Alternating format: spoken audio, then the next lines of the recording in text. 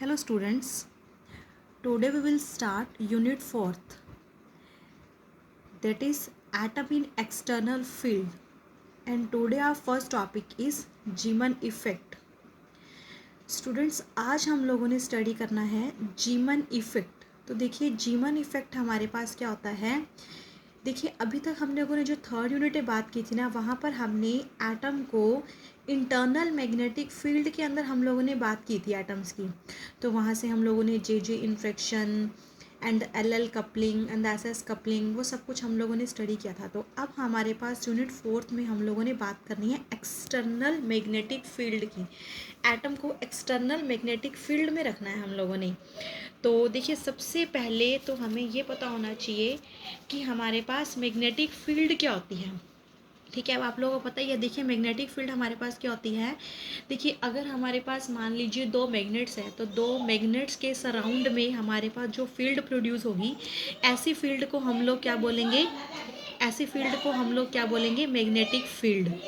ठीक है, एक तो हमारे पास ये होती है, दूसरी हम लोग मैग्नेटिक फील्ड हम लोग बात करते हैं कि अगर हमारे पास चार्जेस मोशन में हैं, चार्जेस मोशन में होते हैं तो भी हमारे पास मैग्नेटिक फील्ड प्रोड्यूस होती है। पर यहाँ पर हम जो मैग्नेटिक फील्ड की बात कर रहे हैं वो यहाँ हम लोग क्या करेंगे। देखिए सबसे पहले हम लोग यहाँ से स्टार्ट करते हैं जीमन इफेक्ट में। सबसे पहली बात तो ये समझनी है हम लोगों ने कि जीमन इफेक्ट में हमने एटम को एक्सटर्नल मैग्नेटिक फील्ड में रखना है। तो यहाँ पर हम जो मैग्नेटिक फील्ड जो यूज़ करेंगे वो कैसे यूज़ करेंगे, दो मैग्नेट्स यूज़ करेंगे और दो मैग्नेट्स के सराउंडिंग में जो फील्ड क्रिएट होगी that is a magnetic field. देखिए ये मैंने डायग्राम ड्रॉ कर रखा है। देखिए ये मेरे पास दो मैग्नेट्स हैं, ठीक है, इसको हम लोग नाम दे दिया ए, और ए का हम लोगों ने इसको नाम दे दिया। दो मेरे पास मैग्नेट्स हैं और ये एस हमारे पास एक ऐसा सोर्स है, चाहे आप इसको सोडियम सोर्स की बात करें या फिर मरकरी सोर्स की बात करें, कोई भी सोर्स हम लोग ले सकते हैं। तो जैसे ही हम इस सोर्स ऑफ लाइट को दो मैग्नेट्स के बीच में रख देंगे, जैसे इस सोर्स ऑफ लाइट को दो मैग्नेट्स के बीच में रखेंगे, तो अब हमारे पास यहाँ पर ये जो लाइट होगी ना, अब इस लाइट का नेचर वो नहीं होगा जो इस लाइट का नेचर पहले था। अब हमारे पास ये जो लाइट होगी ना, इसको हम बोलेंगे मॉडिफाइड लाइट। ठीक है, तो ये मॉडिफाइड लाइट जो हम लोग पढ़ेंगे, ये मॉडिफाइड लाइट के नेचर को हम लोगों ने स्टडी करना है। यही हम लोगों ने जीमन इफेक्ट में स्टडी करना है। क्योंकि देखिए जीमन इफेक्ट हमारे पास हम लोगों ने क्या किया है, यहाँ पे जैसे ही इस सोर्स को दो मैग्नेटिक फील्ड में रखा, तो हमारे पास ये जो हमें अभी क्या है, देखिए सिंगल, मतलब कि अभी सिंगल स्प्लिटिंग हो हम लाइट की, मतलब कि कोई भी नहीं है। अगर हम कह सकते हैं कि लाइन स्पेक्ट्रा, मतलब लाइन स्पेक्ट्रा तो हम लोग सिंपल कह सकते हैं कि जैसे कि हम ट्रांजिशन या एमिशन की बात करें तो मतलब एक सिंगल एक स्पेक्ट्रा है। तो हमारे पास जीमन इफेक्ट यही कहता है कि अगर आप एक एटम को मैग्नेटिक फील्ड में रखते हैं तो वो आगे फर्दर नंबर ऑफ कंपोनेंट्स में डिवाइड हो जाता है। जो फर्दर जो नंबर ऑफ कंपोनेंट्स में डिवाइड होता है, यही हमारे पास मैग्नेटिक फील्ड है। तो देखिए अगर हमारे पास इस जब इस लाइट सोर्स को हम लोग कैसे देखेंगे, अगर हम इस लाइट सोर्स को देखते हैं परपेंडिकुलर डायरेक्शन में देखते हैं, मतलब कि हमने जो मैग्नेटिक फील्ड अप्लाई की है, अगर हम इस ये वाली लाइट सोर्स की अगर हम इसके परपेंडिकुलर डायरेक्शन में अगर व्यू देखते हैं, दो डायरेक्शन में देखेंगे।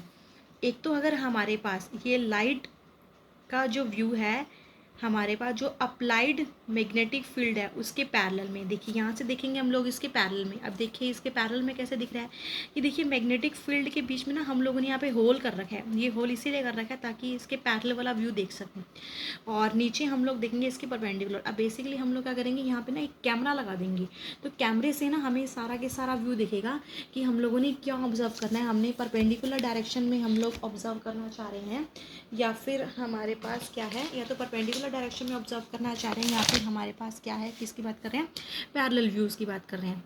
तो बेसिकली सिंपल कहते हैं a single spectral line viewed at right angle to the magnetic field direction. अगर एक सिंगल स्पेक्ट्रल लाइन हमारे कैसे दिखती है, मैग्नेटिक जो हमने अप्लाइड मैग्नेटिक फील्ड की है उस मैग्नेटिक फील्ड के परपेंडिकुलर डायरेक्शन में। सिंपल सी लैंग्वेज में देखिए, ये जो स्पेक्ट्रल हमें जो मॉडिफाइड लाइन मिलेगी, अगर हम इसको देखेंगे, जो अप्लाइड जो मैग्नेटिक फील्ड है अगर उसके परपेंडिकुलर डायरेक्शन में जो व्यू देखेंगे, तो हमें वहाँ से पता लगेगा कि तीन स्पेक्ट्रल लाइंस में डिवाइड हो चुका है। ठीक है। देखिए जैसे कि हम लोगों ने यहाँ पे इसका डायग्राम बना रखा है। देखिए मेरे पास सिंगल कंपोनेंट्स हैं, ये सिंगल कंपोनेंट्स हमारे पास आगे 3 कंपोनेंट्स में डिवाइड हुआ।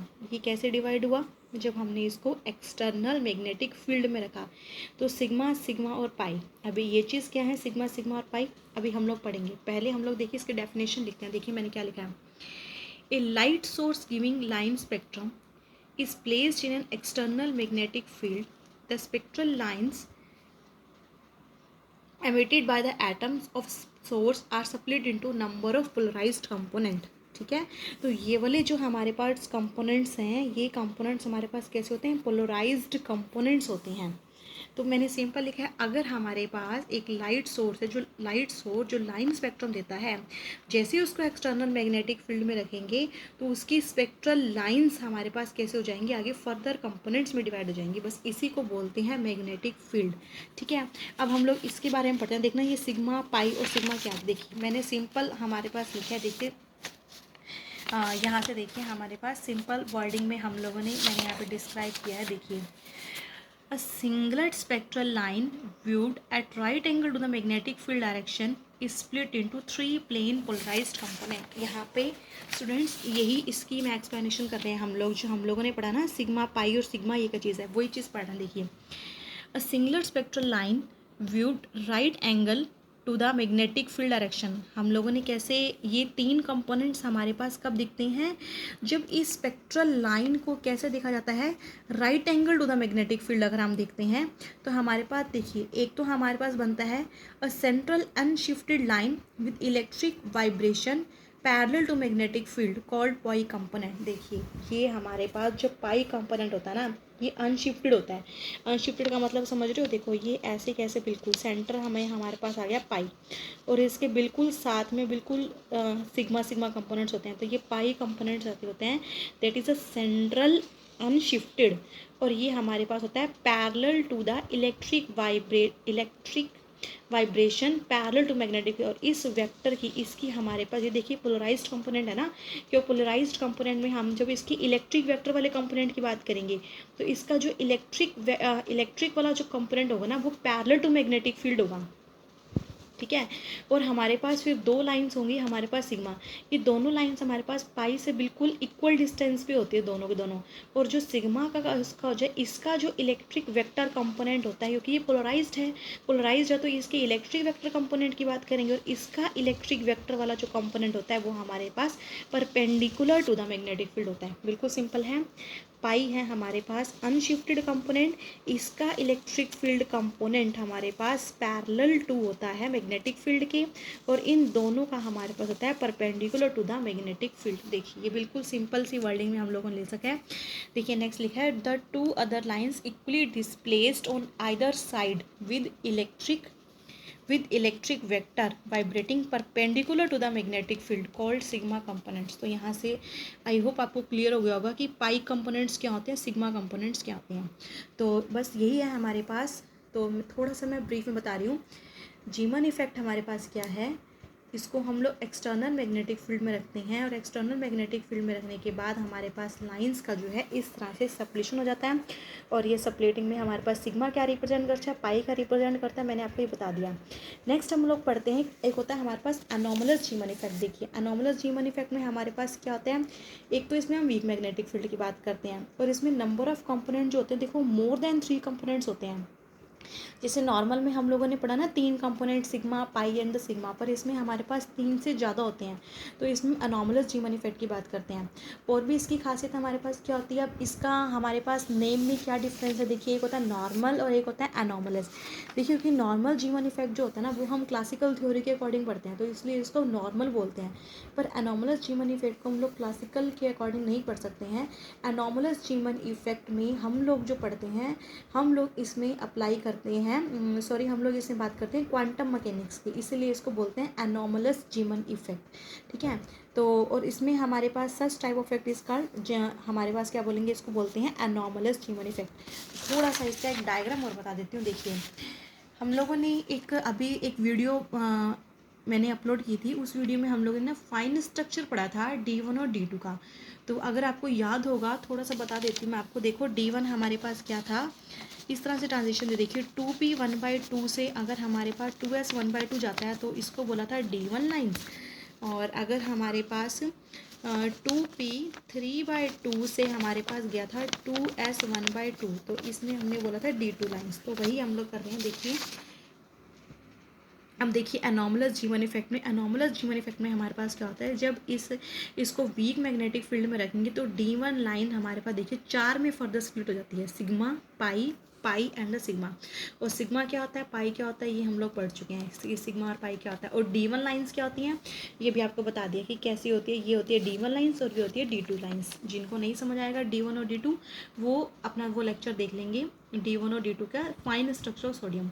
उसी तरह से अगर हमारे पास D2 की बात करेंगे तो D2 हमारे पास फर्दर 6 में स्प्लिटिंग होता है, सिग्मा सिग्मा, पाई पाई, सिग्मा सिग्मा। देखिए ये सब कुछ हमारे पास क्या है, that is the experimental information जो भी हम लोग डिस्कशन कर रहे हैं।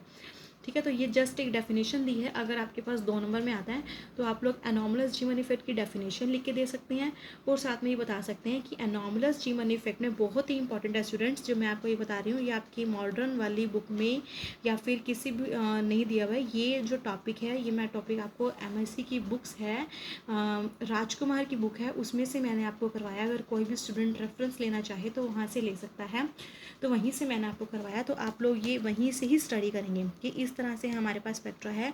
और एग्ज़ाम में अगर आप चाहे इसको ड्रॉ मत करके आइए, लेकिन ये जरूर बताना कि D1 में हमारे पास कितना 4 फर्दर लाइंस में स्प्लिटिंग होता है और D2 में हमारे पास फर्दर 6 में स्प्लिटिंग होता है। तो टोटल हमारे पास कितनी बन गई, 10 स्प्लिटिंग बन गई। बहुत ही इंपॉर्टेंट क्वेश्चन है, बहुत ही इंपॉर्टेंट इन्फॉर्मेशन है।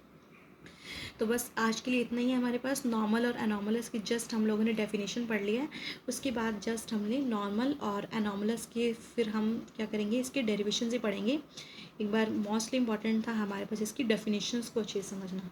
ठीक है, तो स्टूडेंट नेक्स्ट करेंगे इसका, नेक्स्ट टॉपिक में पढ़ेंगे इसका डेरिवेशन। Okay, thank you.